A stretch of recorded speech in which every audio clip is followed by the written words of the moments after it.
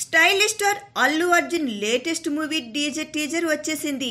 సినిమాపై ఉన్న అంచనాలకు తగ్గట్టుగానే టీజర్ కూడా మంచి టాక్ సంపాదించుకుంది.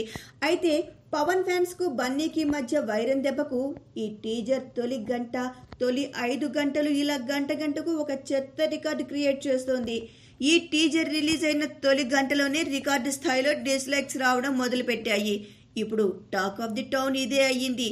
తొలి గంటకే 10,000 డిస్లైక్స్ వచ్చాయి. ఇక 5 గంటలకు 39,000 లైక్స్ వస్తే 27,000 డిస్లైక్స్ వచ్చాయి. మొత్తంగా వచ్చిన 2 లక్షల వ్యూస్ లో ఈ స్థాయిలో డిస్లైక్స్ ఉండడం టాలీవుడ్ లో ఇప్పటి వరకు ఏ సినిమాకు లేదు. అయితే ఈ డిస్లైక్స్ అన్ని యాంటీ గ్రూప్ పనిగట్టుకుని చేస్తున్న పని అని బన్నీ ఫ్యాన్స్ ఆరోపిస్తున్నారు.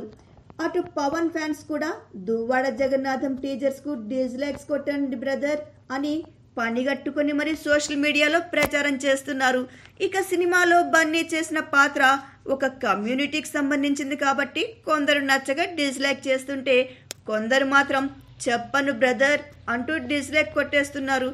ఏదేమైనా ఓవరాల్ టాక్ ప్రకారం పవన్ ఫ్యాన్స్ దెబ్బకు బన్నీ టీజర్ తొలి రోజే చెత్త రికార్డును తన ఖాతాలో వేసుకుంది. Please subscribe. Hi, it's me Purna. Please subscribe.